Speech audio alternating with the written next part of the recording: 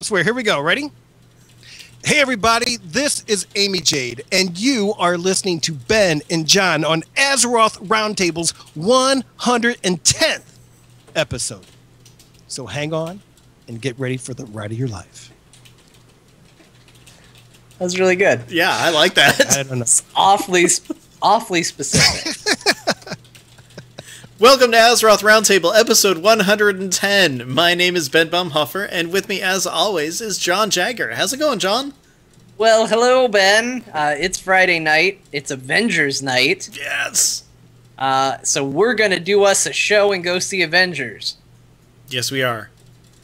Hey, John, before we get into the show proper, Yes. in regards to the pre-show, I'm not sorry. What does that mean? You know. What does that mean? You know.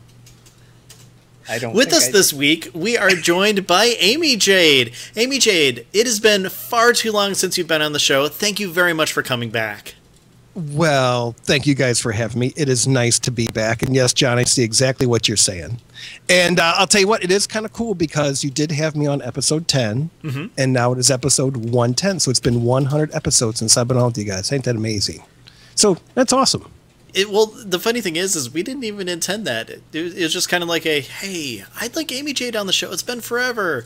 And then all of a sudden it's like, hey, Amijade, can you be on the show? And you're all like, yes. So, Well, you know what? I really do appreciate it, guys, because I have no idea why anybody would want to talk to me. But it's always a blast talking to you guys. I enjoy it. We'll see. Well, And no, I enjoy raiding with you when you show up. I normally show up. That's fine. But when you do show up, I enjoy it. And you too, John. Oh, me. Yes. Jeez, and by the way, so tell me, Ben, what have you been doing in or out of WoW for this week? Wow. That's Did I do that right? amazing. See? I got to ask first. You did it almost right. Did I really? What did I forget? But Ben goes last. Oh, does he? because- Okay. I'm sorry. Well, so tell me, John, what have you done in or out of WoW for this particular week? I can't tell you because I go middle. Okay. Yeah. So, Sorry. Amijade, what have you been up to, either in or out of WoW? Well, what I've done is I actually raided, on Thursday night. I was one of the Okay. few people on this panel that showed up to raid. Excuse me. Did Amy just kill himself? Oh, Yes, just I wait. showed up to raid. I showed up to raid. He's really just like throwing that in our face this week. No. Oh, man. Are you I'm so okay, sorry. Amy No, Jade? yeah, What you happened? got me laughing. The dog's barking, so I had to mute the mic. But Okay. yeah, so I showed up to raid Thursday. Everything was great.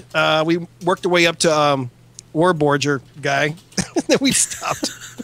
And then, but I went heals, of course, because we've been short heals.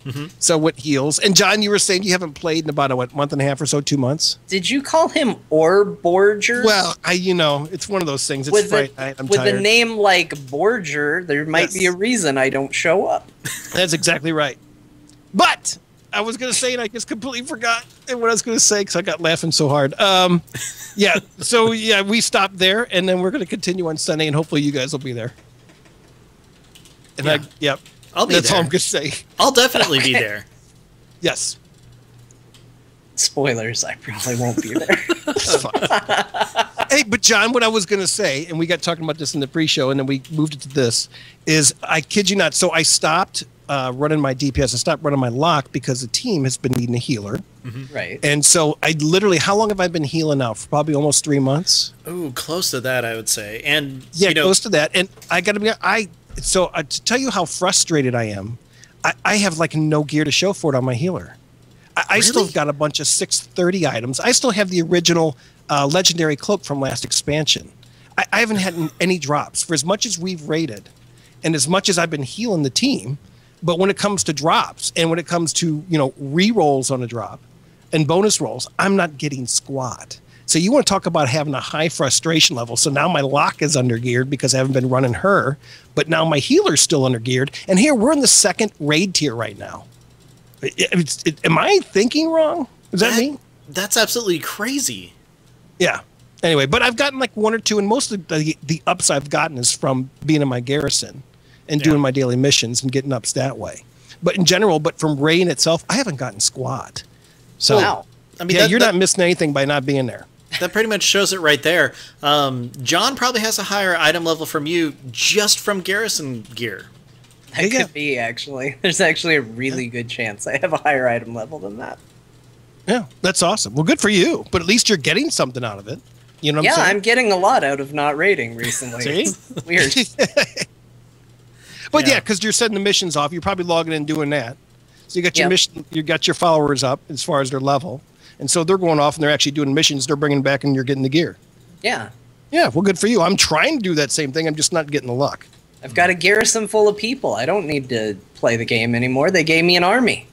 Yes. Well, hey, so we had the AIE, and then we'll talk about this too. So we had the AIE. I could talk about this because, I got to hang out with Ben's girlfriend all weekend long doing the craft fair because Nevermore's in charge of the alchemy group, and I always help her out. I'm her assistant.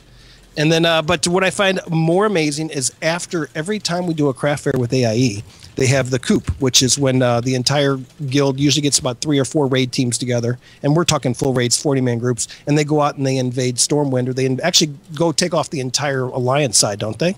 Yeah. They destroy every city? Yeah. And they get everybody their bears that don't got their bears. And but they went into Stormwind, and there was no one there but guards. Yeah. And we're talking, it is a Saturday night. And on a a high pop server, and there's no one in the major capital faction of Stormwind except for the city guards. I think they ran to one rogue that they just kind of demolished. Yeah, and that was an under-level But that rogue. just kind of goes to show you everybody's in their garrisons. That poor rogue had a bad day. Nobody's He just out and about and doing. Yeah, the poor guy. looked up to the sky, saw an army descending on him, just went, "Oh no, no, no!" And that was it. He was done. Guards, But get some I am help. having. But I am having fun. That's all I'm going to say. So I'll pass on to you guys. Well, before we start with John, I would like to say, speaking from the raid team, we do appreciate how much you do swap back and forth and fill in however we need. It really does actually. I mean, it helps keep us going and everything. But even more so, it just goes to show how great of a guy you are. Is that you're willing to be able to do that. Well, the way I look at it is I just love raiding and I love hanging out with friends. And so, I can't literally I've dropped all the different raiding I've done before and I'm just doing FERT now. And, I've got like 2 other teams I was on before. So shout out to Ukenhosen Style and shout out to X-Rated. But, I just haven't had time to raid like I used to because of the job. Yeah. So, I'm just doing FERT only. So, I just love raiding. So I don't care what I take. Well, we're happy to have you along with us. Yeah. Well, thank you. Yeah. Anyway, that's it. I'm done. I'll shut up. Well, then in that case, John, how about you? What have you been up to either in or out of WoW? Well, spoilers, I was not one of the 3 people here that was, or I was not the one of the 3 people here that raided on Thursday. Yeah, we already know who did. It wasn't me. Okay. I know, I just want you to know, it wasn't me. What I did do, however, was continue to level my seasonal barbarian in Diablo 3. Ooh. Which has been really exciting. I've officially gotten... So, here's the weirdest part. My seasonal barbarian has now surpassed my non-seasonal character. It is now a higher level, which is going to be really great because what happens when the season ends is they take that seasonal character and they move them over, and they take the experience pool, that, as far as what you've earned, and they put it towards your Paragon levels. So my Paragon levels is going to, like, double when I get in there. So I'm really excited about that. Very cool. But I'm actually at an interesting point in that game where I'm actually now trying to complete sets and work on some very specific things and goals within the game. So it's really changed the style of game. I haven't kind of played this part of Diablo 3 yet, so it's been a lot of fun and very new. I also got my cupcake card back in Hearthstone. I finally, dedicated the time to learn a little bit more about Hearthstone like we were talking about last week.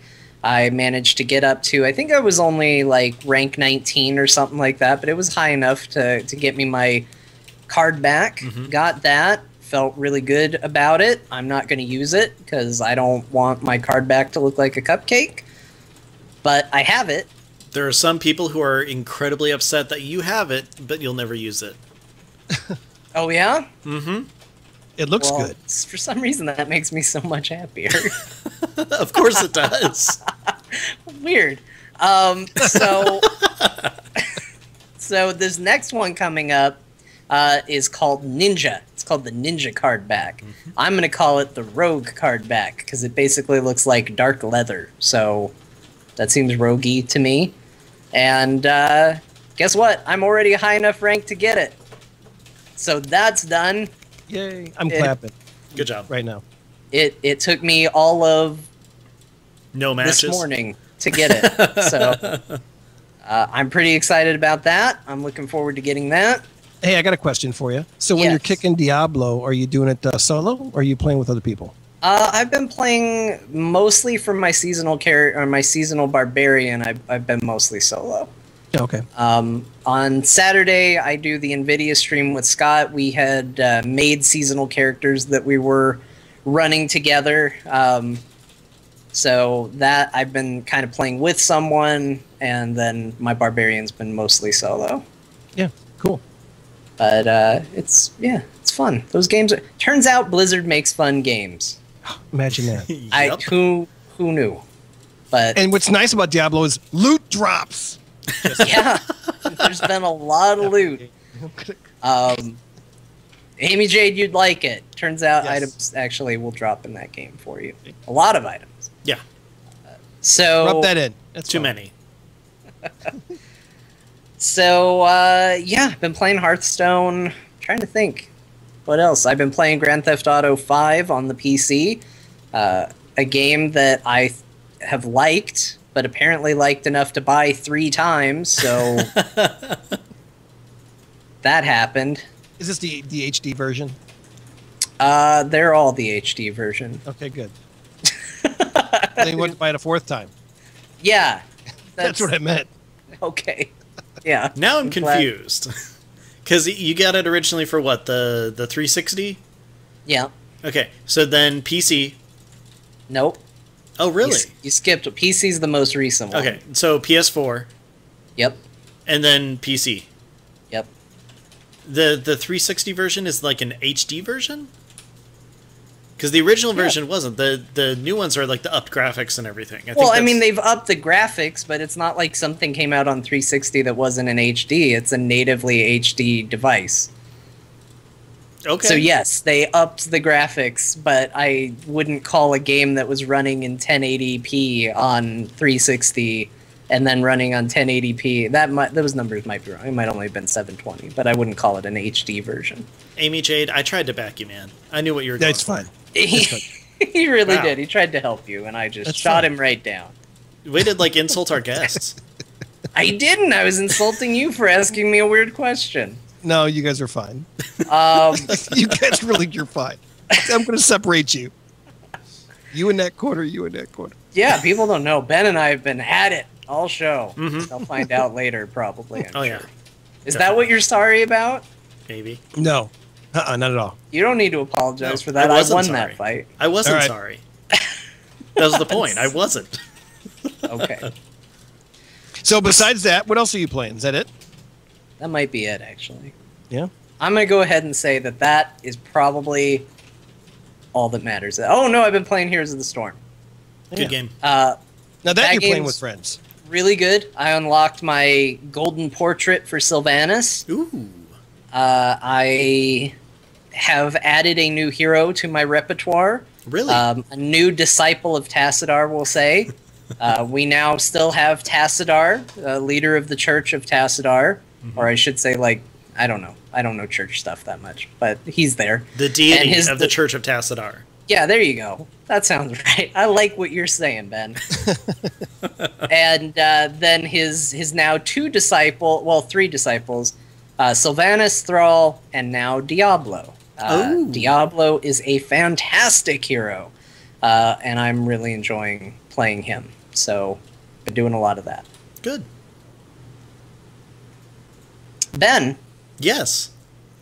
of Azeroth Roundtable fame, Mm-hmm. what have you been up to this past week?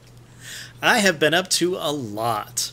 I have started putting in a weekly rotation of Ulduar and Dragon Soul to try to get mounts.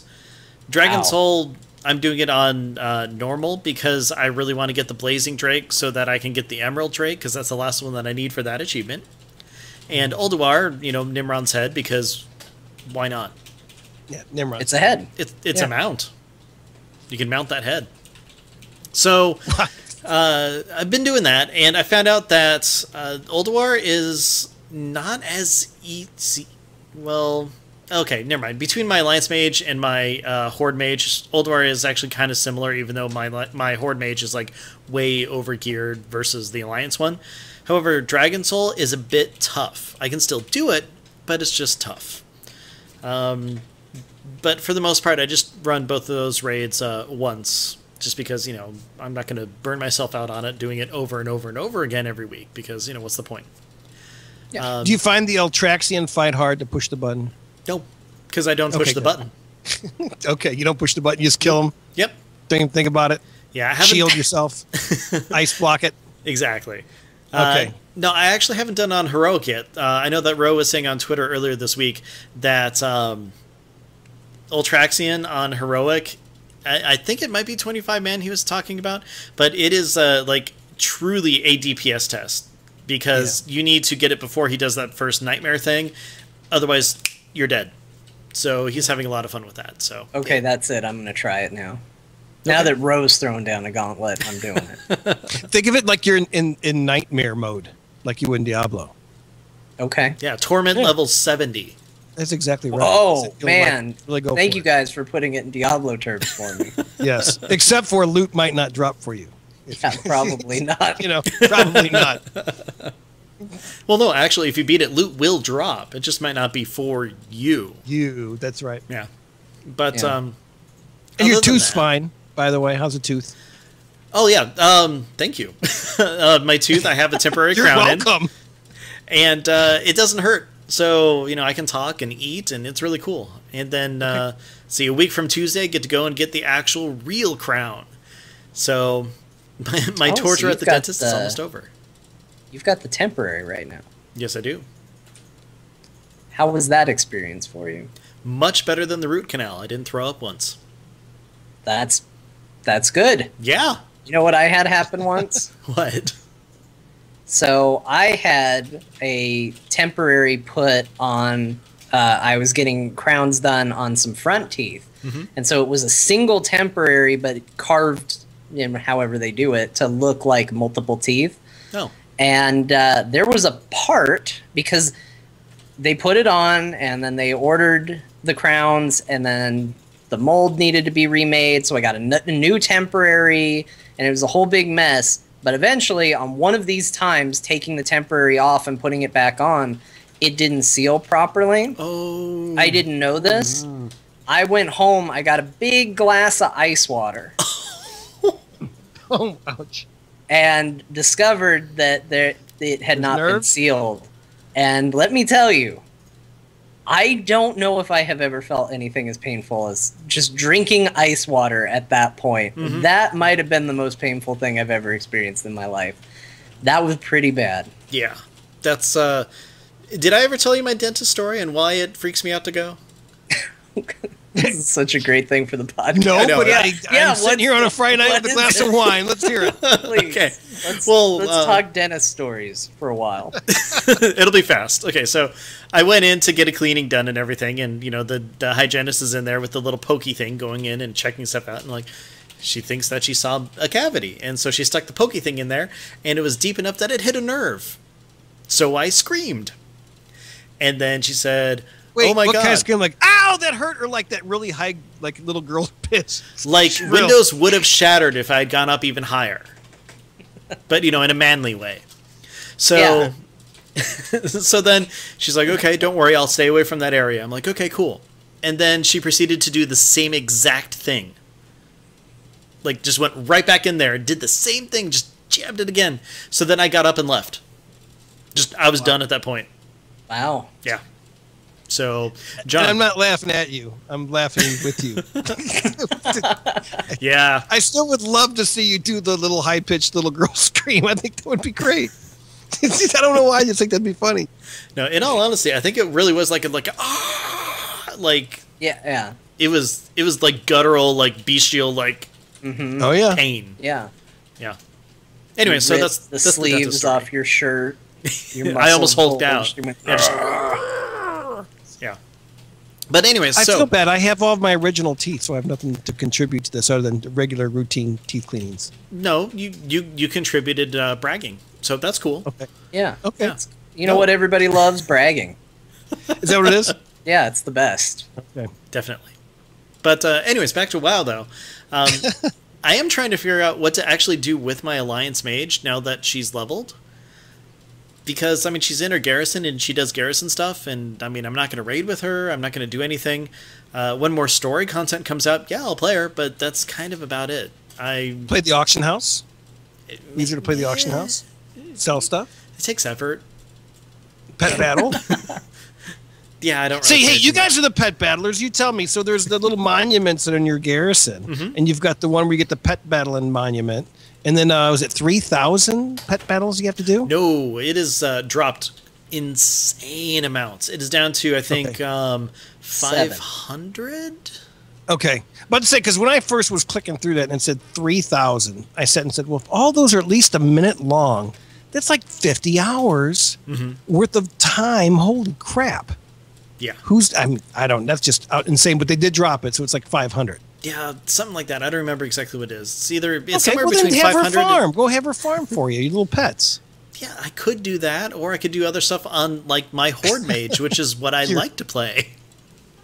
Well, then go see all the content because there's so much content out there. I They're gonna be know, able I to saw have that new it. zone, new patch, right? And Yeah, our once it mages comes. getting like completely just destroyed like warlocks are Yeah, pretty much. because everybody hates us.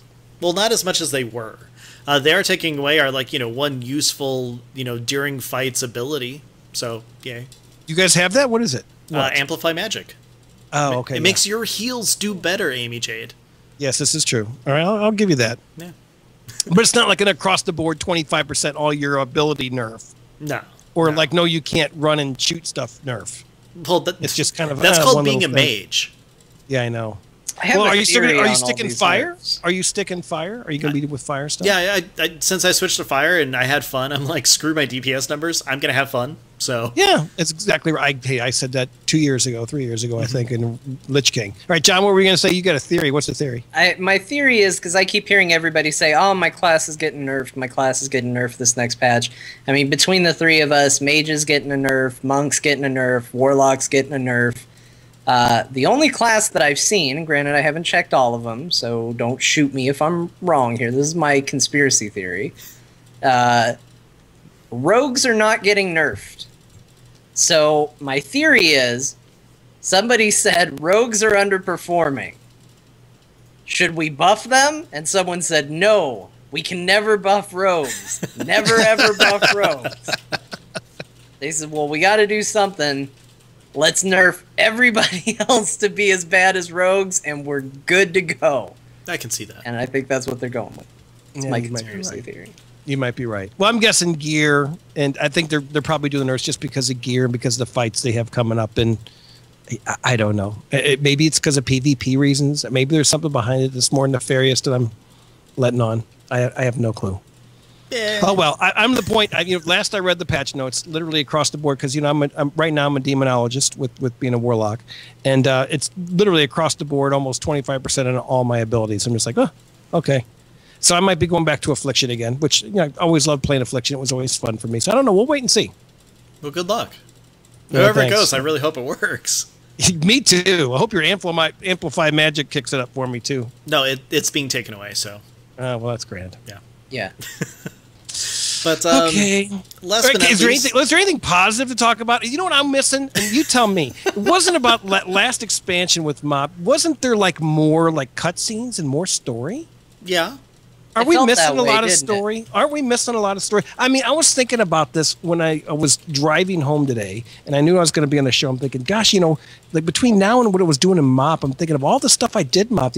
When they released Timeless Isle, there was a bunch of storylines. You had the storylines with the Prince, you had the storylines with Anduin, you had the storylines, of course, with Vol'jin, and the whole thing with Garrosh going on, and there was constant storylines. Even with, like, what was it, with the big, huge, the offensive that was going on down in Krasarang?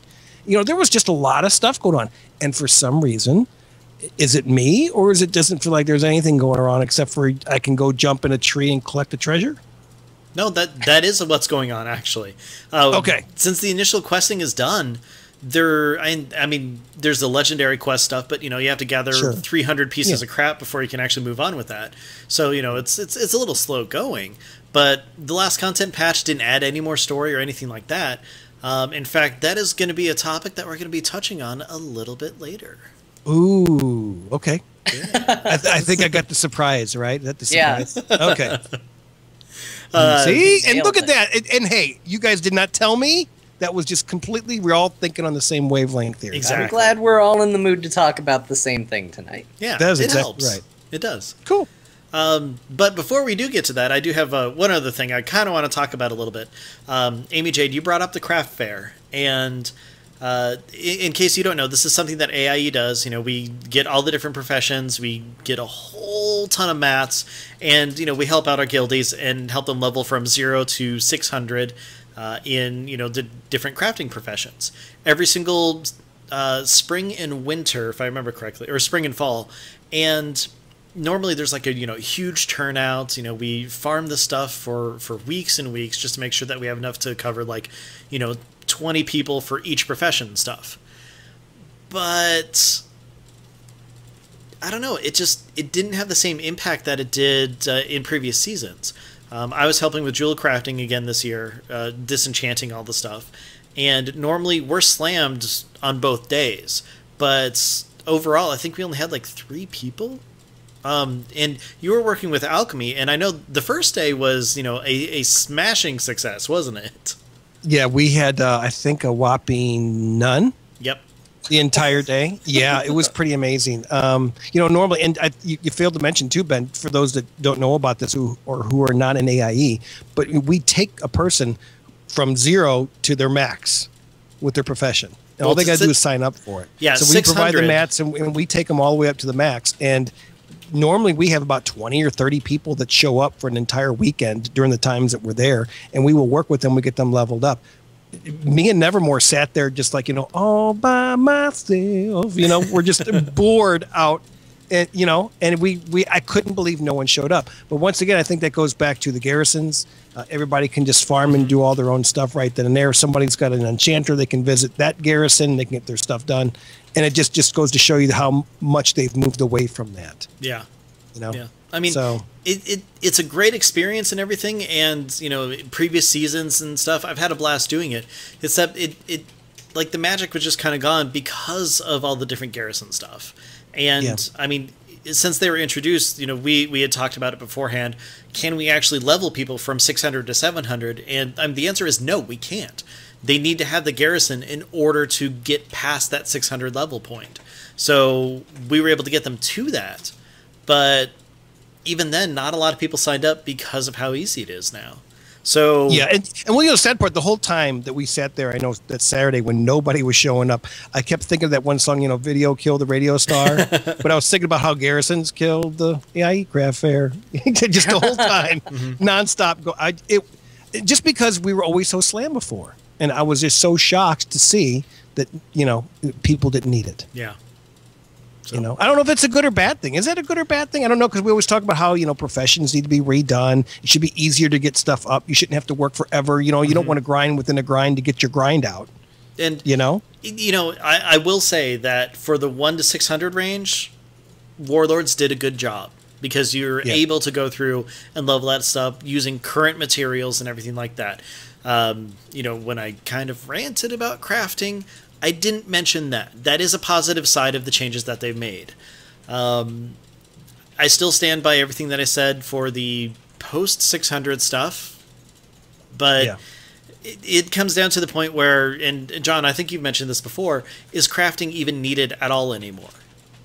Yeah, now if you got followers, I feel like everything in the game that crafting supports is important only because Blizzard is saying, like, no, it's important. Like, none of it feels actually important on its own. It feels artificially important, if that makes sense, what I'm saying with that. So I don't know. This sounds like a good thing, sort of, but I'm kind of with you. I feel like they've made it easier, but I don't think that they've made crafting better at the same time. Like, okay, it's faster and easier to get through it, but maybe if it was a little bit more useful and a little bit more fun, then maybe that would be a bit better. Yeah. Yeah. So I don't know. It's weird. We're in a weird place. Yeah, I have to agree there. I feel we are in a very weird place, but I'm sure it's going to move on. Once again, everything they're doing now for garrisons is really much experimental with this technology. Exactly. So I would love to wait and see what the next expansion is going to bring as far as what they can do with it. Well, and the big question at this point I have, and let's see, I think Chief Vol'jin said in the chat room, with the next expansion, what are they going to do from the 600 to 700 range? Because right now it relies on the garrison. Are they going to be able to give you those recipes, or is it going to be like some sort of skip, or are they going to have some sort of mechanic to help you, again, level up lower stuff using current materials and everything? So we'll see what happens. But yeah, with that though, I think it's time to move forward and look at some news. News. Hey, John. Yay, it played. John, you put that news in there, didn't you?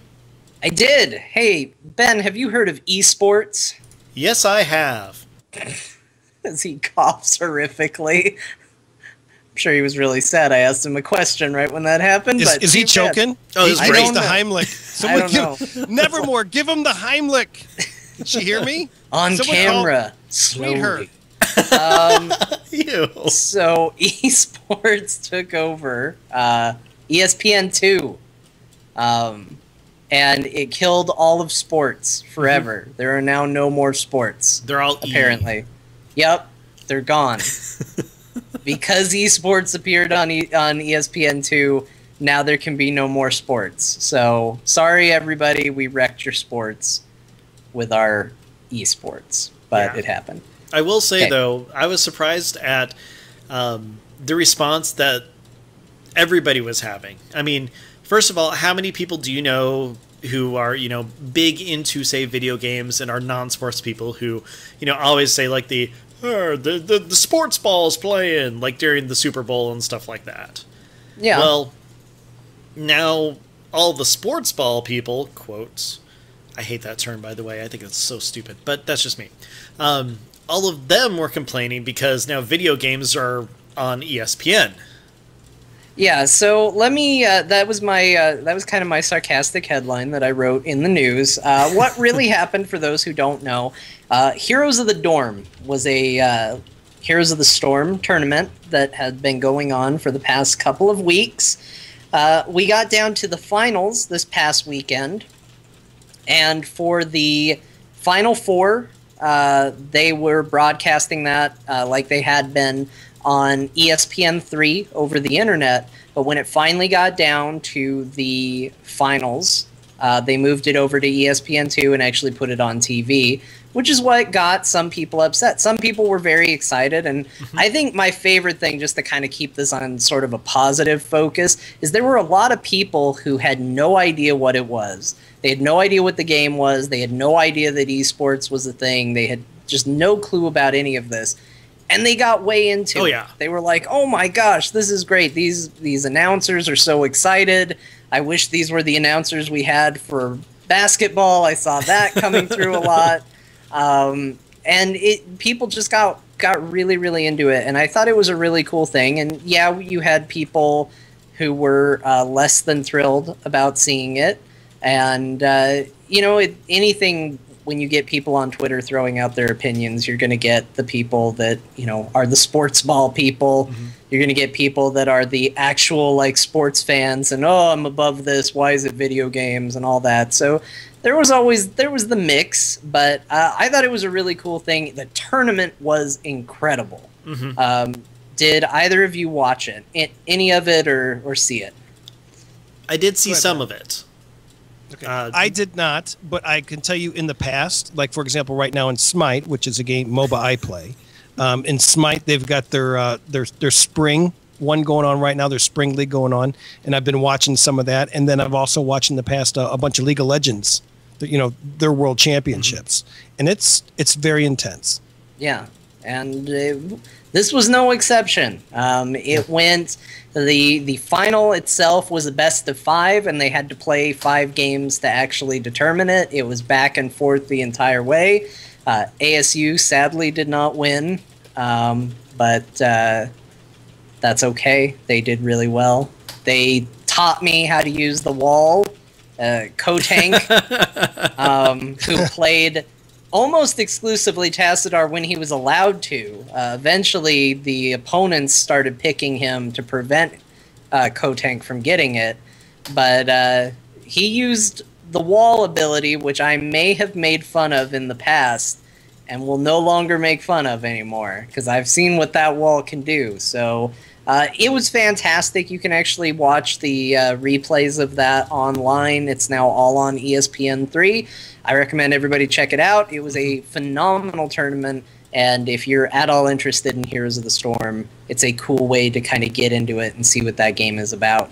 Yeah, I'm actually really happy that they didn't relegate Heroes of the Storm to the Ocho, or ESPN 8 as it's known. The Ocho. Yes. I think that'd make it more entertaining, to tell you the truth. Come on, Cotton. Oh my god, they just took down the core. Cotton, Hey, they just took down the core. I will say this, though. What I'm really happy about is the fact that it did happen. I know there was a lot of people that were going off it in the chat channels, from what I've been told, from the people that were watching. They threw the games in here. Oh, the nerds are taking over and all kinds of stuff. Mm-hmm. But you know what? It's going to bring a lot of people that have never seen something like that before. It's going to bring them over to our side and make them more interested. Oh, yeah. At least ask about it, maybe find. I know I got a brother who's older who's not a gamer. He looks at me like I got antlers on my head whenever I talk about gaming and stuff. And but he came over the one night and I was showing him Smite, and I was actually showing him one of the pro teams was playing, and I clicked on it, I was showing it to him, and when I explained to him, it was like basically like playing battle chess with 2 teams head to head, and I was explaining everything to him. He totally got into it. Mm-hmm. Was asking a ton of questions because it was never explained to him. And for someone like him, he's got a couple of kids who have Xboxes who run around playing first-person shooters, and that's what he imagines the whole time. He's a big frag fest. He doesn't see it as strategy. He doesn't see it as a team competition. He doesn't see it as what your picks are, where the strengths are, how you actually can run the table or run whatever map that you're particularly on. And it's amazing because if you ever watch those guys, and especially if you're into a MOBA, is the strategy behind a lot of it. And what some of these professional players can do with a tune, it's amazing. Just amazing. They can show you, they pushed an envelope about what the game allows and doesn't allow. Mm-hmm. So I find that stuff exciting personally, but I'm kind of geeky that way. Definitely. Now, John, when you and I have been at BlizzCon, we watched some of the StarCraft finals and everything, arena play, things like that. So I've got to ask both of you, John, first off, of all the Blizzard games, which esport is more exciting for you to watch? I think Heroes is. It's got a slightly easier to understand skill set. I mean, watching really high-level StarCraft play is very rewarding, but I feel like there's a bigger knowledge curve that you need to have to really appreciate it. I know when we watched a few at BlizzCon, there would occasionally be moments where I'd be like, oh my gosh, and then you'd be looking at me and I'd be like, okay, here's why this was really a cool thing. And I feel like there's less of that with Heroes of the Storm. I feel like it's a little easier to understand. You've just got these heroes, and if you see one die, well, that's probably a good thing, and you can understand, like, okay, there's these cores at the opposite end, and you want to destroy them. So I think it's easier to kind of just pick up and go. In fact, I had a friend come over, because there was also a wrestling pay-per-view on the same night. Mm-hmm. And I had a friend come over to watch that, and before we put that on, we were watching some of this. He's never played Heroes of the Storm. He's never seen it. He has no interest in it. And as soon as he saw it and heard the announcers and the excitement building around it, he was all in. To where even I walked out of the room and something happened and he starts calling, you gotta get in here, you gotta see what just happened. So I think there's some... He wanted you to explain it. yeah, it's very easy to catch that excitement and kind of go with it. So I think overall Heroes is probably the easier one to pick up and enjoy watching from a spectator standpoint. Amijade, how about you? I think it's both. I think Heroes is still too new as a MOBA. I mean, it's still exciting. It's still neat. I got to say, I got to stick on the side of PvP, though. Having years ago, used to love running out and playing PvP. Loved it. And stop and think about it. Those guys. Not only are you up against opponents where they got how many abilities, but you got to counter all those as well too in a PvP environment, and a team effort on top of it, and objectives on top of it. So, and don't get me wrong, MOBAs are great, and there's a lot of strategy and there's a lot of everything in regards to the overthinking of stuff. It's like playing golf. If you ever play golf, if you overthink it, you're hurting yourself. And it's the same thing with MOBAs. Well, with PvP, you really have to be on your game, and you have to be thinking, just because there's just so much going on that you can react to. That's just my own personal opinion. Like but World of Warcraft PvP. Just World of Warcraft PvP.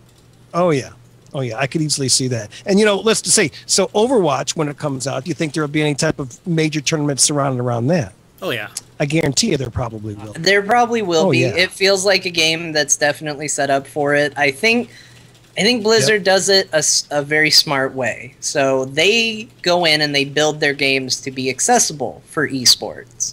They definitely think about it. I'm not going to say that they don't, but they don't go in saying like, we're making the next esports champion. Like, it's very rare that they get in and they say like, oh, it's esports.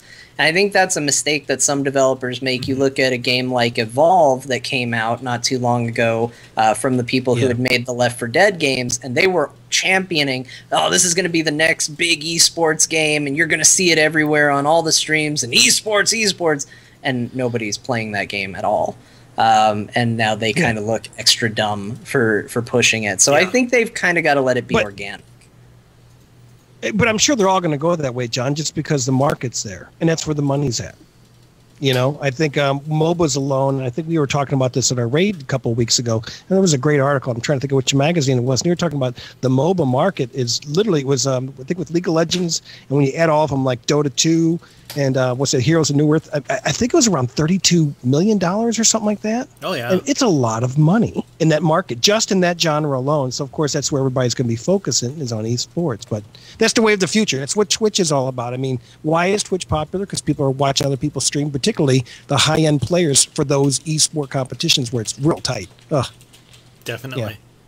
Yeah. Cool. It's cool. Hey, I'm excited. It just means better gaming. It means, more improvement of everything. The internet, just the games, consoles, you name it.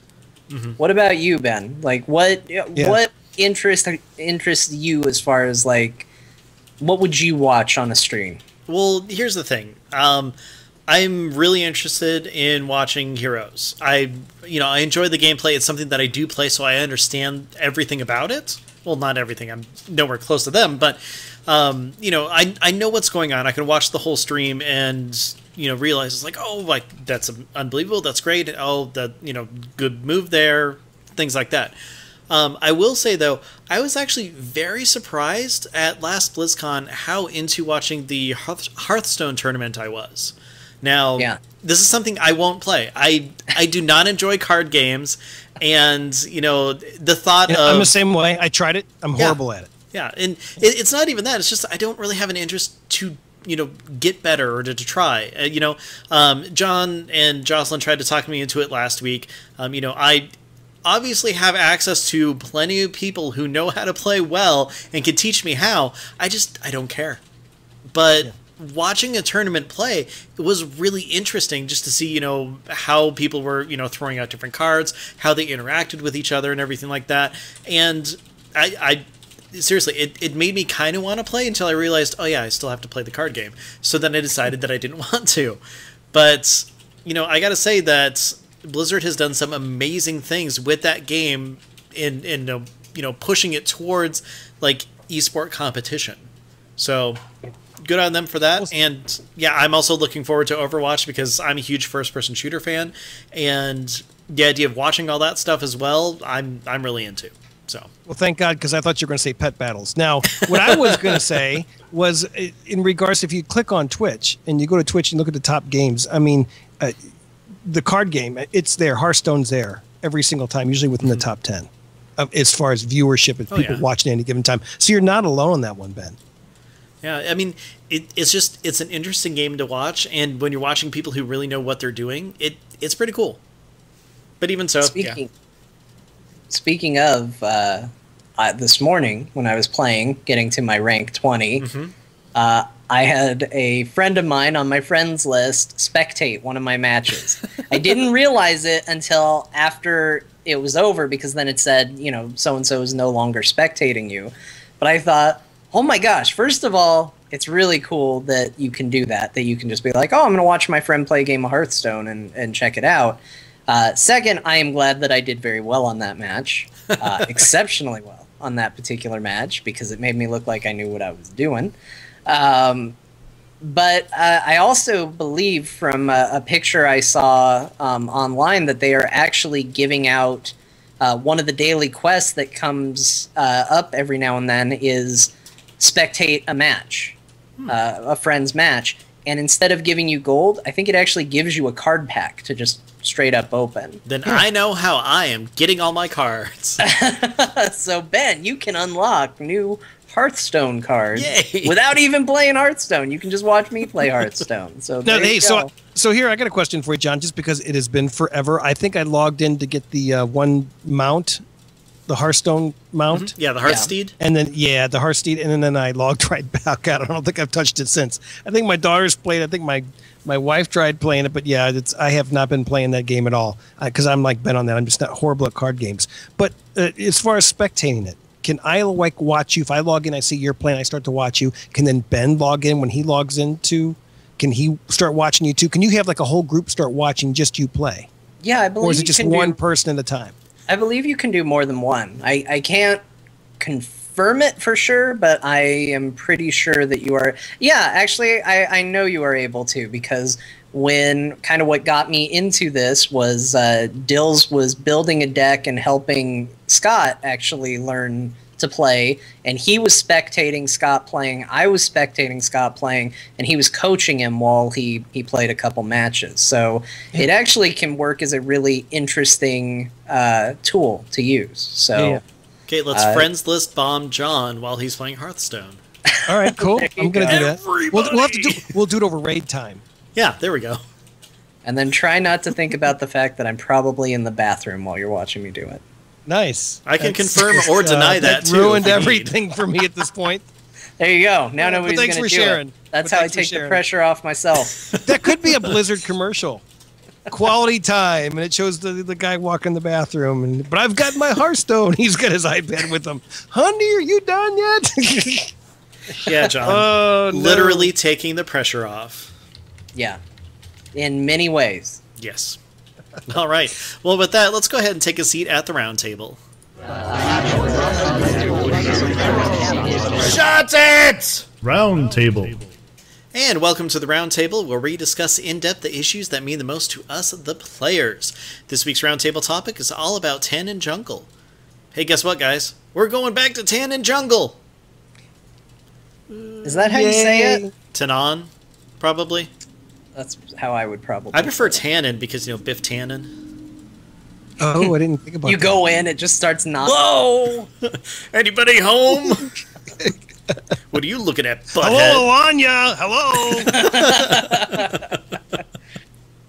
See, Tannen Jungle, way better. Way better. Yeah, every time you say that, it's going to bug me. But you can bring it around by making Back to the Future references. Okay, that's right. Okay. So have you guys read up on what's going to be included in all this? Kinda. Yeah. Kinda. I have not. I have not looked. I am waiting. I'm wanting to be pleasantly surprised. My big fear, it's going to be a Timeless Isle. Well, we're going to talk about it, so prepare to be surprised tonight. All right. Good, because I'll just add commentary on the side. With any Back to the Future reference I can possibly throw in. All right. Well, John, because your grandkids are going to love it. We're already off to a really good start. It's kids, but close enough. It's okay. Mm-hmm. Well, John, I think that you probably dug into this a little bit more than I have. Because, I mean, you at least put the link in the notes. I did. So that shows that I at least had the article up at one point. Blizzard released a zone preview kind of going over the bare bones basics of it, kind of talking about how you're going to get there, kind of talking about how it's going to continue the story, which Amijade had touched on earlier, and talking about how it's going to be have objective hubs again, as far as the questing. And this kind of brought up an interesting topic that Ben and I have been kicking around, as well as the one Amijade mentioned earlier, which is we've talked about recently on the show. We've talked about, what raiders have to do at endgame. We've talked about LFR. Mm-hmm. We've talked about dungeons. We've talked about PvP.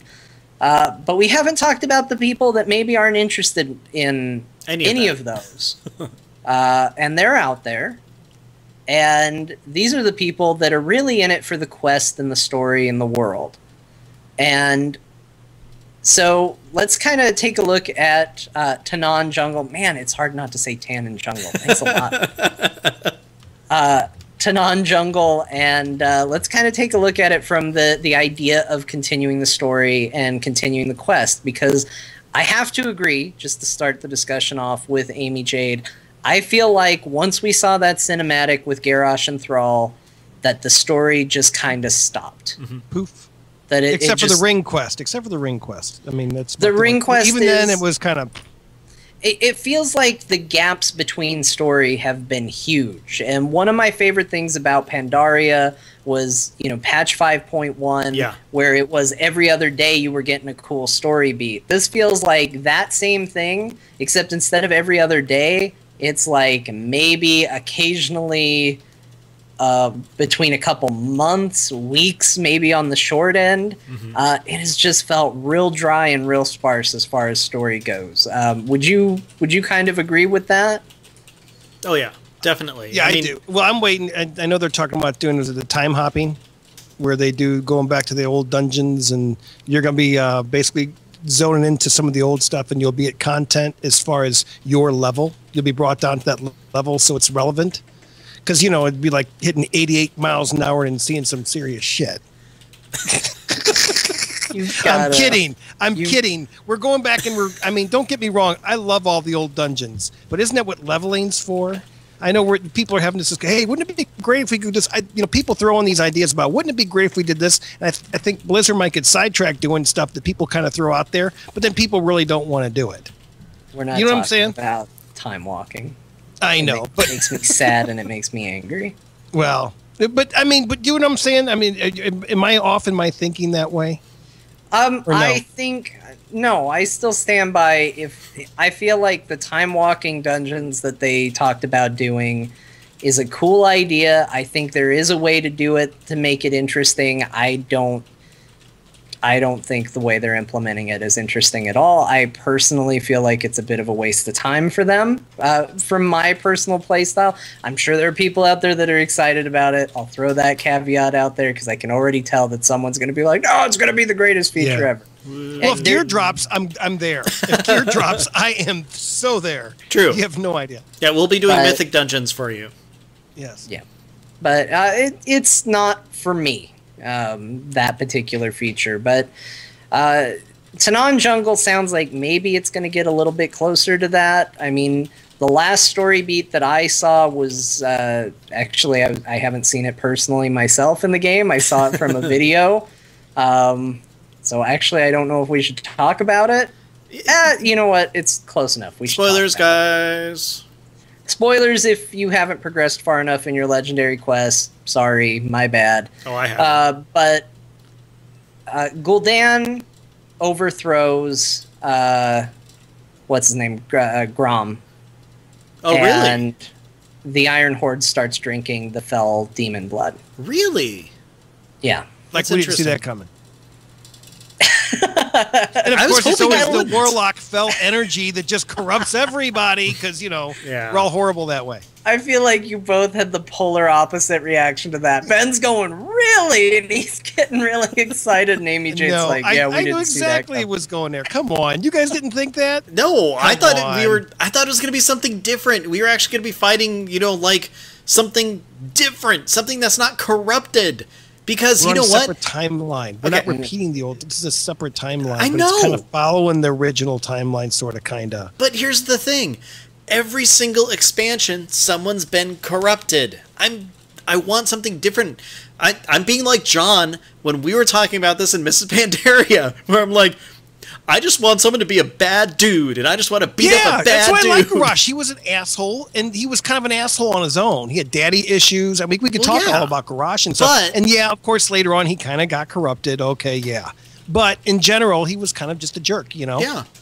And I kind of wanted something to go along with that as well. You know, I like the idea of, it's the Warlords of Drana. We're going to fight the Warlords. That's been my whole issue with a lot of the story stuff. And then all of a sudden this happens. It's like, oh, okay. Like, are they... Hold on.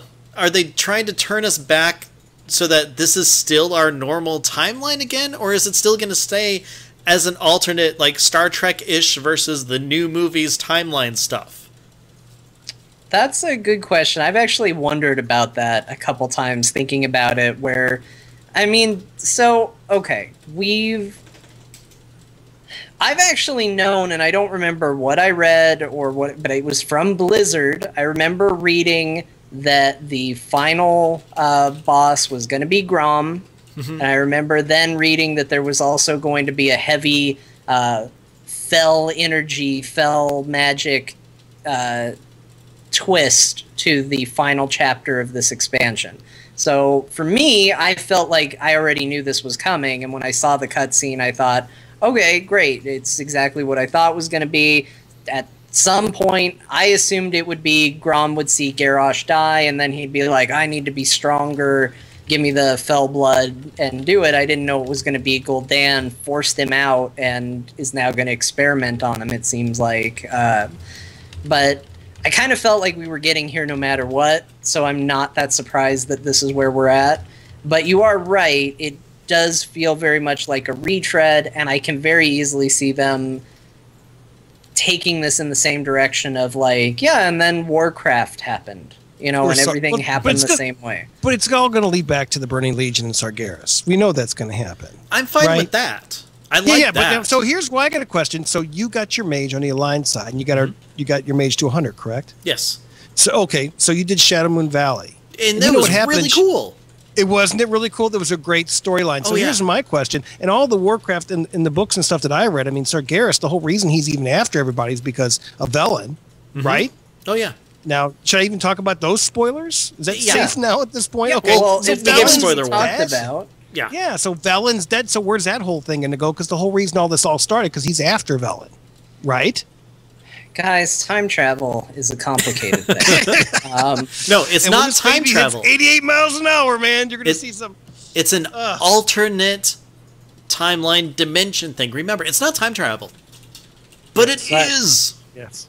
If we could only find a flux capacitor, we could... I don't know what people... Ben, I need you to go into the garrison outhouse. I need you to fall off of it and bang your head. Okay, done. Then I need you to get a DeLorean mount somehow. Okay, done. And they turn need it that. into They really a time do need machine. that. That's a good idea. DeLorean mount. I like that. I would play considerably more WoW if there was a DeLorean mount in the game. Especially if it's a flying mount, right?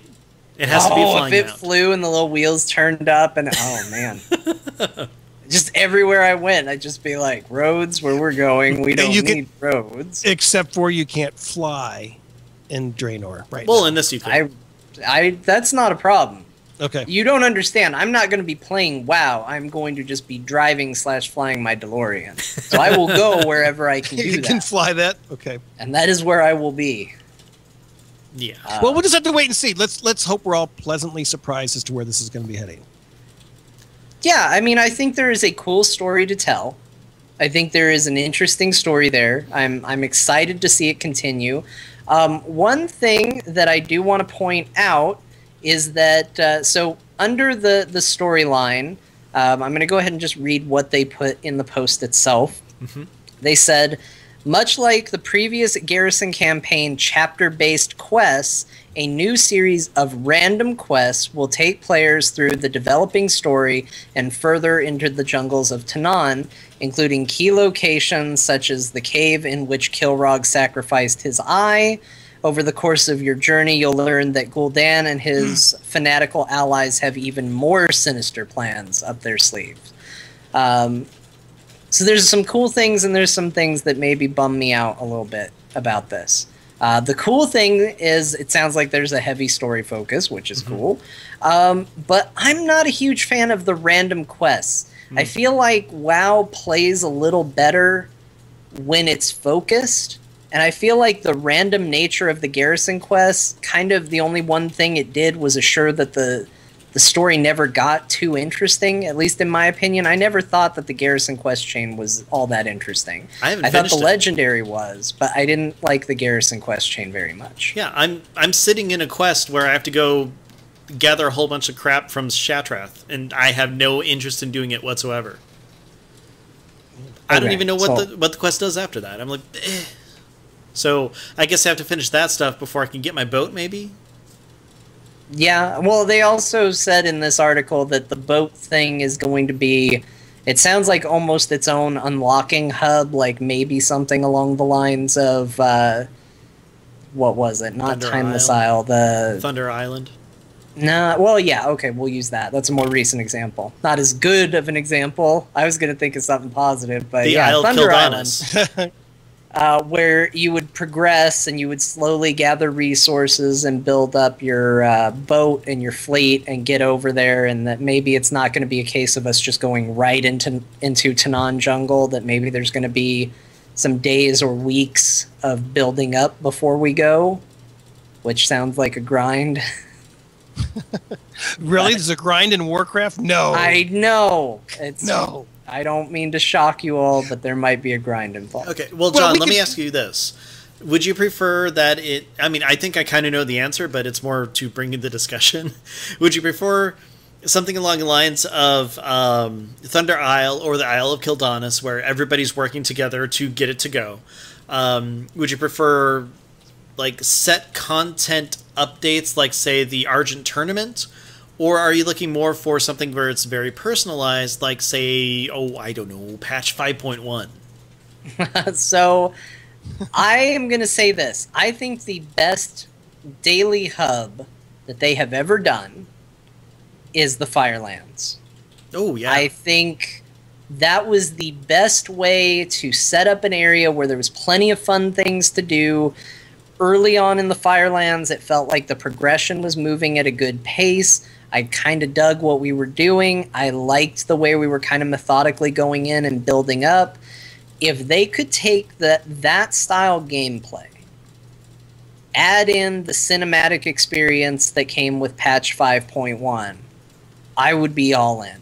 Because that's what I want. I don't mind us not going right into Tanan jungle and, seeing the end of the story on day one. Like, I don't want that.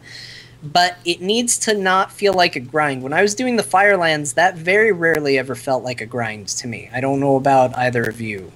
Well, I think because the way they mixed it up, you were constantly seeing scenes change and your environment change because you were progressing with it. I mean, you know what I'm saying? It became interesting. It was interesting gameplay. You were doing quests where you worked your way in. You had to work your way through all those fire druids. You know what I'm saying? Yeah. It was a very interesting the way they did it. And the fire would disappear, and then you'd be able to move back in this area. The whole rock jumping stuff was kind of fun. I think that's why it was grindy. And if you remember, you had to get your reputation up. There was items you could get once you got your reputation up. You had to collect those, whatever those things were called. I still got a bunch, I think. It was tokens, fire tokens, or whatever they were called. I bought pets with them, so. Yeah. So, I think because they made it interesting, it didn't have that grindy feely to it. You know what I'm saying? Yeah, I think they kind of got away from making you notice the grind by giving you a lot of fun things to do. It felt like a playground at times. Like, it didn't feel like here's your questing hub and you're going to go from A to B to C to D. It felt like, hey, here's a place where you can do a whole bunch of cool things. And also there's going to be some daily quests involved in there. There's going to be some achievements you can unlock. Here's its own currency. Here's a bunch of cool things you can unlock along the way. It had some cool story beats. Like, I feel like it just did so much right, and that's what I would like to see Tanan really. Then let me ask you this. So one of the things I found interesting was when you did the Fireland quest, one day, depending upon what quest you did, the quest giver would send you in one area. So that area wasn't open to you all the time. You had to have the quest that would take you over that area. And the next day, it might take you to a different part of the area. Is that what you kind of like, where it switches it up? Because I can tell you right now, if you remember back in MOP, when we had like the Golden Lotus and all the grinds, when everybody's like, hey, that's why they blew up the Veil, right? Was because there was so much grinding going on and people were just like going to burn everything down. I used to remember people going crazy, like, oh my gosh, more grind, oh my gosh, more rep to grind and more rep to grind and more rep to grind and more dailies I got.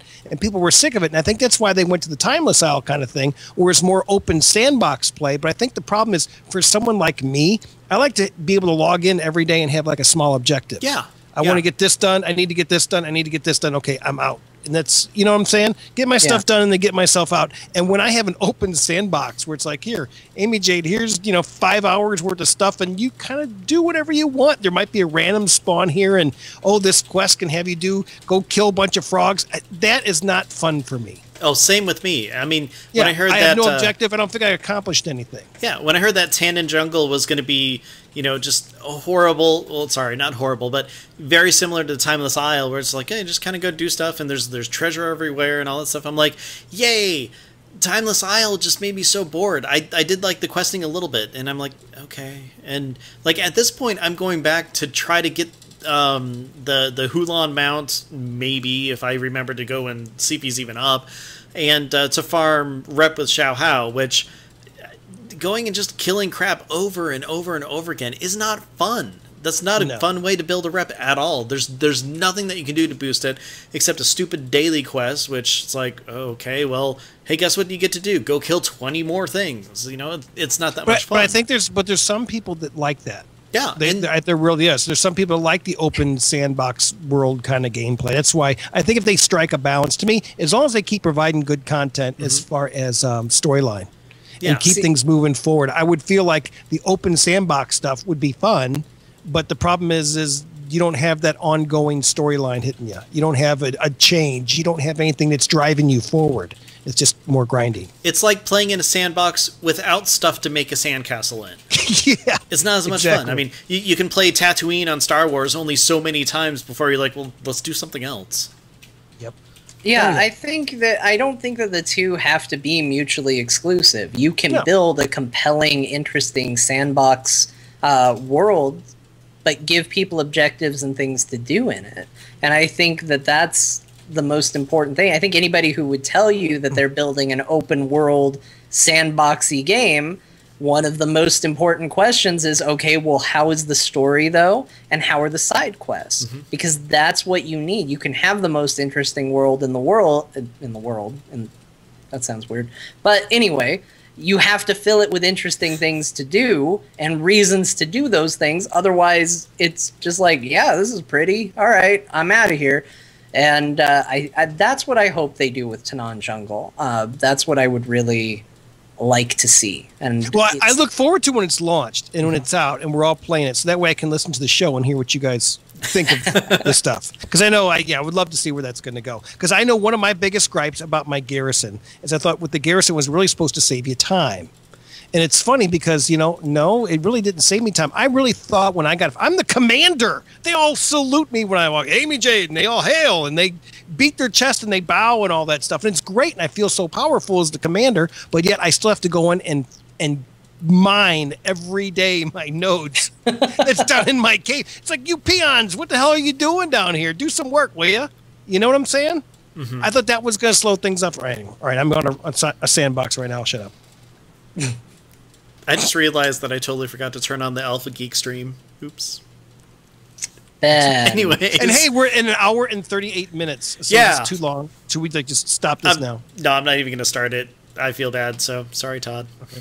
Anyways, it's funny, John. You're talking about how you need to have enough, extra content in there to keep you coming back to the sandbox, and this analogy won't work for everybody, but John, would you agree with me that that's kind of the difference between, say, Saints Row 3 and Saints Row 4? Yeah, I think that's actually... Yeah. Yeah. I don't know.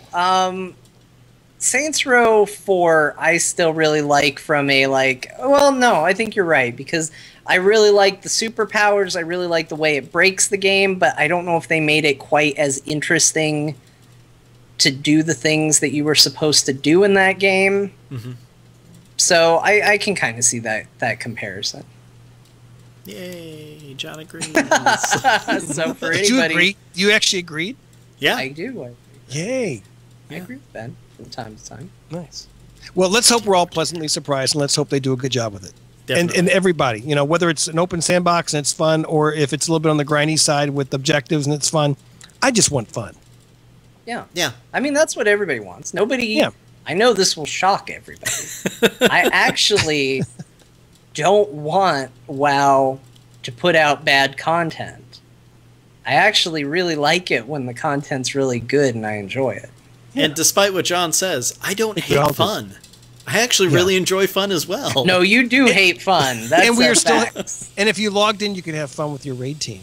Yeah. You know, when you try logging and doing that, because we work on trash a lot. We need to name this show Intervention, and it's just all about everybody trying to get me back on the raid team. We got Amijade in here saying how much I'm missed. We've got Medicakes in the chat room saying I'm quitter. Hey, so I got to be honest. Every time we kill trash mobs, I'm looking under them to see if you're hiding somewhere. Yeah, we I never really know. do. I really, really, really do. And I just got to say, I love trash, and I'm sure Medi can vouch, where I got to pop all my cooldowns as a healer. Mm-hmm. Oh, here's more trash. Let me pop everything. All right, go ahead, pull it. Yeah, I will say that the trash isn't too bad for the most part, except for like one pull. And surprisingly, it's the pull before Gruul. Like literally, it is swirly things in the ground we got to stand in while we're killing them. Oh, see, that's not that happy bad. for that I am slightly sad that I have not been there to make constant comments about how the trash before Gruul is harder than Gruul himself. I figured you really enjoyed that, John. I really did. Yes. I don't know. We'll see. We'll see. Every week I've been like, this is the week I get back into raiding, and every week I'm like, I don't know. You log in, you see your tune on Diablo, and you're like, you know, it's calling me. It's not even that. It's not even a choice of like, well, I'd rather be playing Diablo. It's I make the choice of, oh, okay, I'm not gonna raid, and then I'm bored, and it's like, well, what am I gonna do instead? Oh, I guess I'll play Diablo. And it's fine, because there's a bunch of people on the team that are, I guess, are probably feeling the same way as you. And it's okay. You know, it's that point in the expansion where nothing's new. It's kind of stagnant. And, hey, it's what the games are for. Yeah. It's all new to me right now. Yeah. It's 100%. No, it's not, John. You didn't miss anything yet. Yeah. Well, except for the nothing. raid. Just the raid. I'm going to log in. You guys are fighting Garrosh. I'm like, oh, this is weird. Yeah, maybe Saturday night. Who knows? Ooh. Is that what you guys have going Saturday night? You're going to fight possibly. Garrosh? We need to go back in there and finish up the achievements. Because that year in Siege of Orgrimmar just wasn't enough. You had fun. You had fun. Except for the month you took off. You had fun. And that month I took off was not because I was mad at the raid team or mad at the game itself. You're mad because they put a mount in the game. I was making a statement. Yeah, I was mad because they put a mount in the game. Well, in the store, to be specific.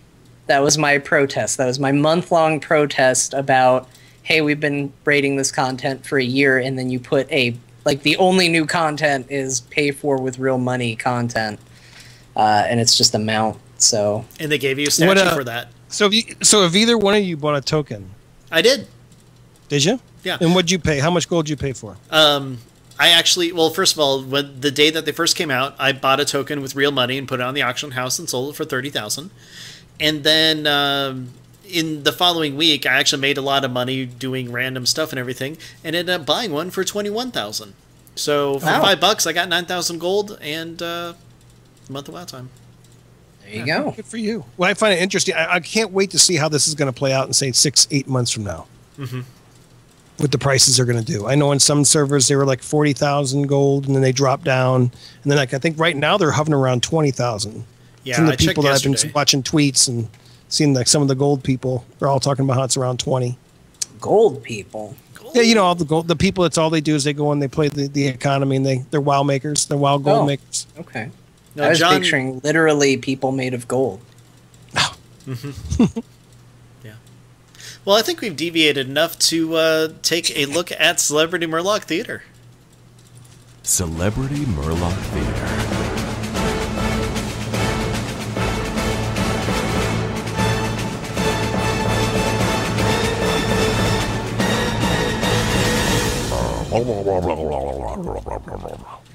Holy crap, it's time for Celebrity Murloc Theater. John, what's it all about? That's our best bumper. Yeah. And the fact you two waggle your heads while the music's playing in time, that was very entertaining. We dance to it. That's good. Hey everybody, welcome to Celebrity Murloc Theater. This is the part of the show where you can participate as a listener. Not only can you participate, but you will actually be helping Child's Play charity by submitting Celebrity Murloc Theaters. Mm-hmm. In fact, for every week that we feature a Celebrity Murloc Theater, we will be making a donation to Child's Play charity at the end of the year. So that is how you can help. That's why it's important. But let me tell you how you can do that.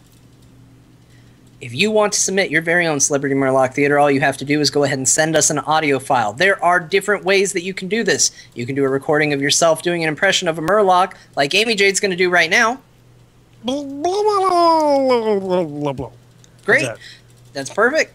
You can send us a sound file of you doing an impression of a celebrity Murloc, like Ben is going to do right now.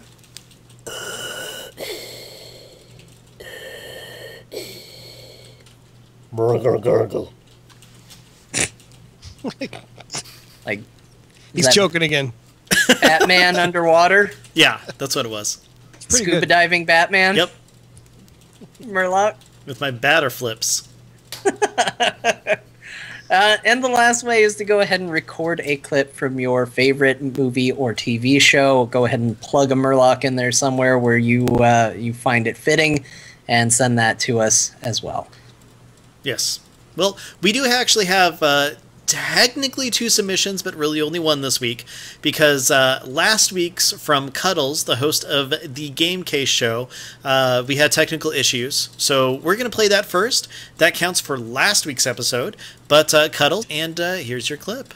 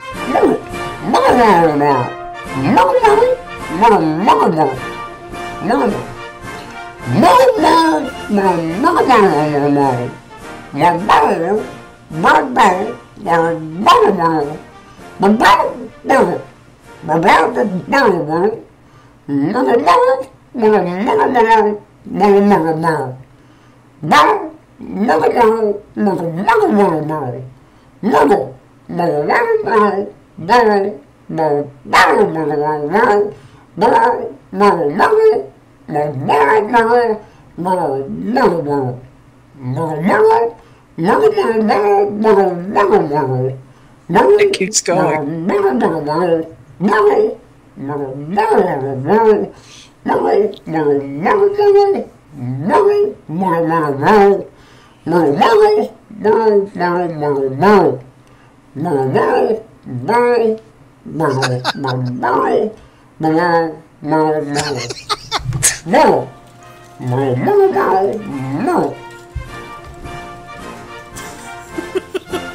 How long was that clip, man?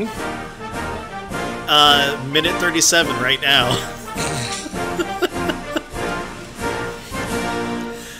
Well, Cuddles did mention in the email that it's Abraham Merlincoln, so I'm guessing that was the Gettysburg Address. Yeah. Yes, that was literally the entire Gettysburg Address. Which, that was fantastic, I gotta say. So is a Child Play donation based on the time and length of how many Murgle Gurgles they throw in there? No, it's not.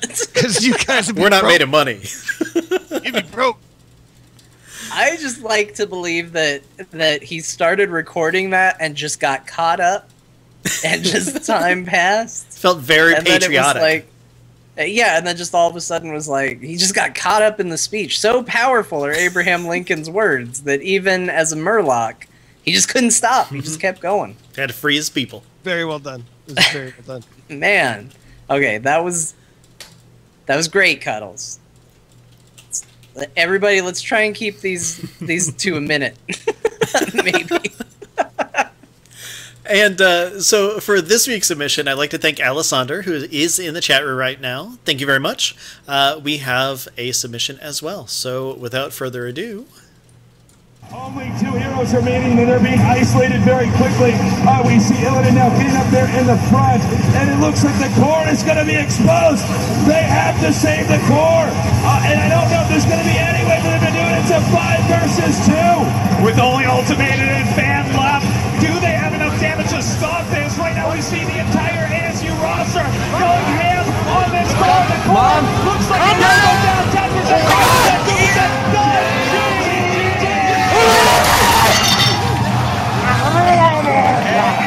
ASU ties it up 2-2. Incredible series. Nice. Good job, Alessandro. That's great. I like that the Murloc is just kind of in there. Well, Murky was watching the match. Yeah, he was very excited. He was way into it. Yes, both of you, thank you very much for your submissions. We really do appreciate it, and they're so much fun. So there you go. Yeah, For everybody who wondered where Murky was, he was watching them go ham on the core. Exactly. Now, what does that mean? Ham on the core? I can't actually repeat exactly what it means on the show without you beeping me. Okay, but we'll talk about it later. Hard as something. Mother. Yeah, hard as a mother. Oh, okay, on cool. the core. There you go. Like a mama bear. Going ham. Yeah, like a real angry bear. Yeah, okay, cool. Hard as a mother bear. Okay. Yeah. All right, good. All right. We have 2 very short emails. John, do you want to read them, or should I?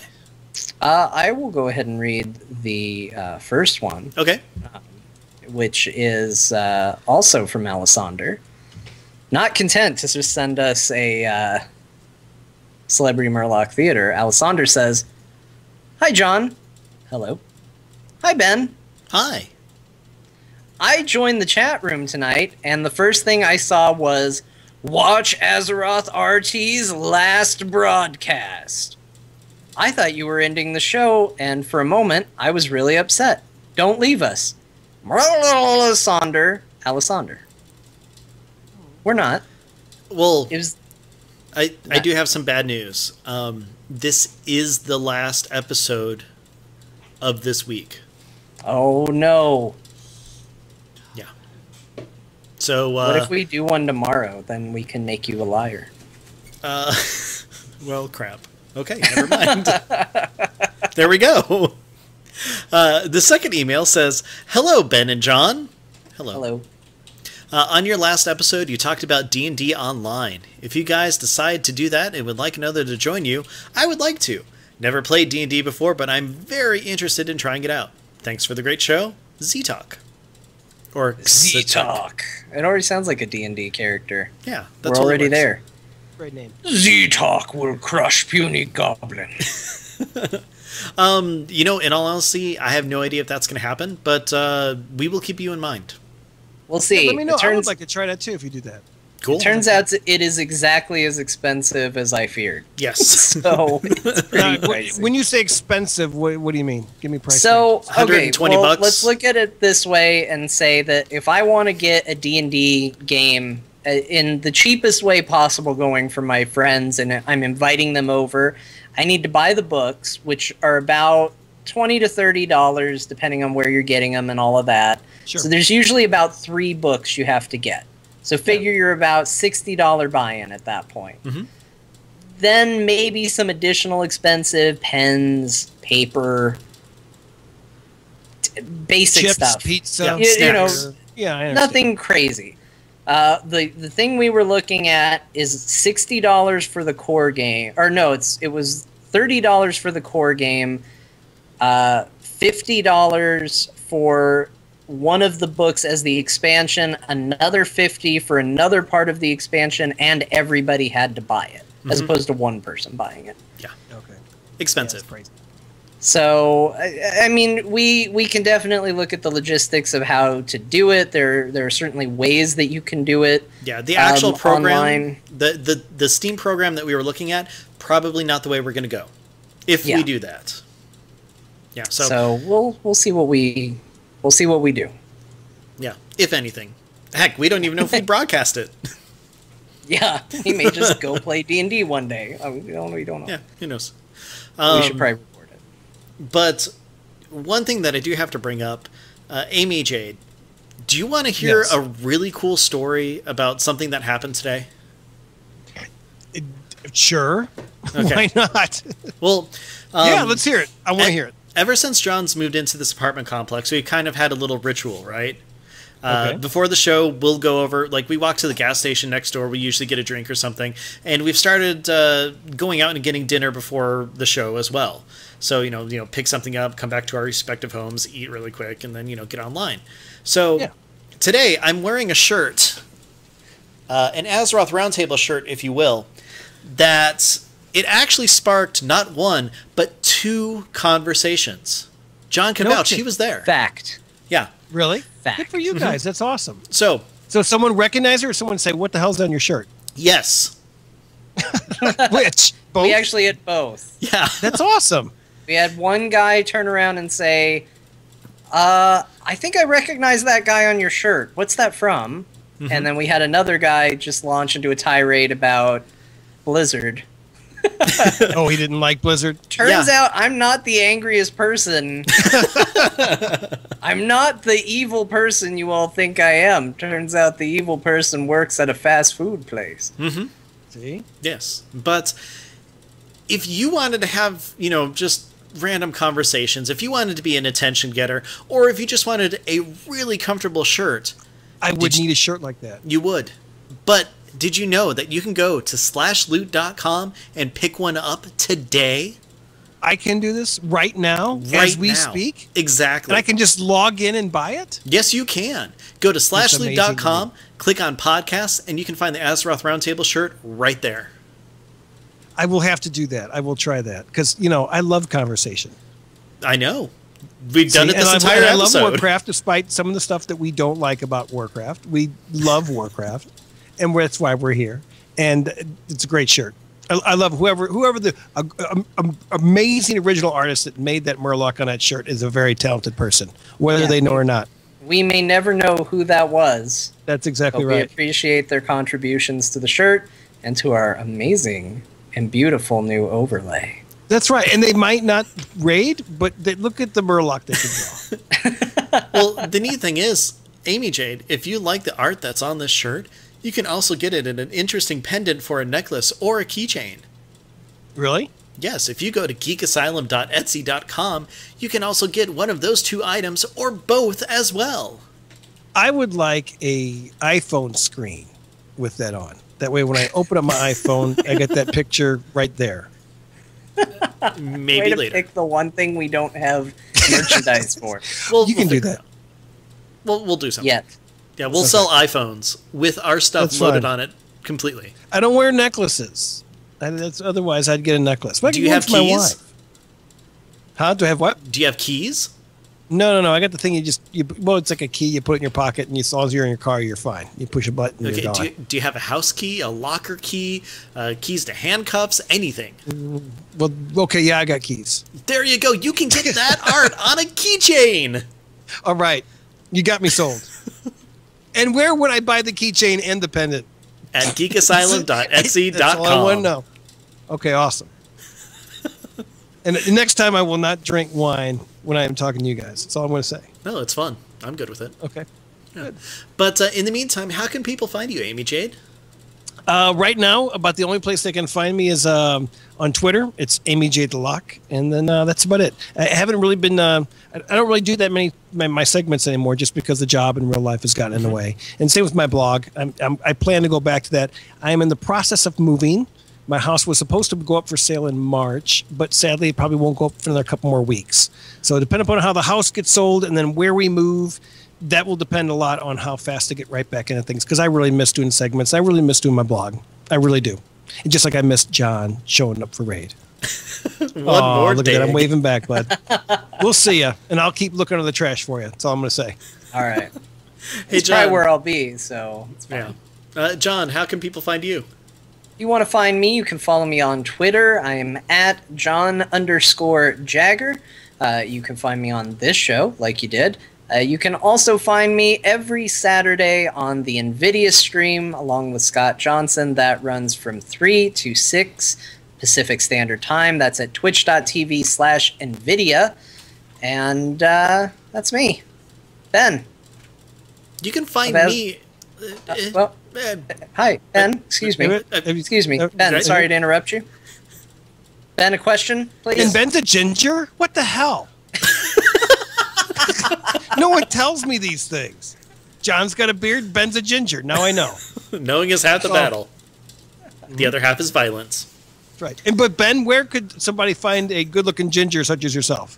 The internet. Just go to Google. Just type in good-looking ginger. Or on Gilligan's Island. Yes. And I did was go more there. of a Sorry. Marianne fan. Yeah, me too. Me too. Me Yeah, too. I think we all were. Yeah. But if you're looking for me specifically, you can find me on Twitter. I am at Al the Mage. I also do 2 other shows. One's called Geektopia. The other's called Battle Pets. Check them out. They're fun. As for this show, you can always find us on Twitter at AzerothRT. And you can listen to us anytime on Stitcher, TuneIn, iTunes, or AzerothRoundtable.com. All our episodes are located there. If you have a Celebrity Murloc Theater or a question, a comment, anything else that you want to send us, go ahead and send those to AzerothRoundtable@gmail.com. And our intro contains music from Volatile Reaction by Kevin MacLeod. You can find more of his music at Incompetent. Jeez. Incompetech. Right at the end. Right at the end. I was so close. .com. Okay. Kevin MacLeod at Incompetech.com. Take 2. Yeah, he did it. Right? So we're good. It's Kevin MacLeod. He's a great guy. He is. Throws a bunch of stuff online for people to use for free. It's awesome. Oh, yeah. I talked to him once. Very He's a good briefly. guy. Good guy. He's a good guy. But that's the show. Thanks, everybody.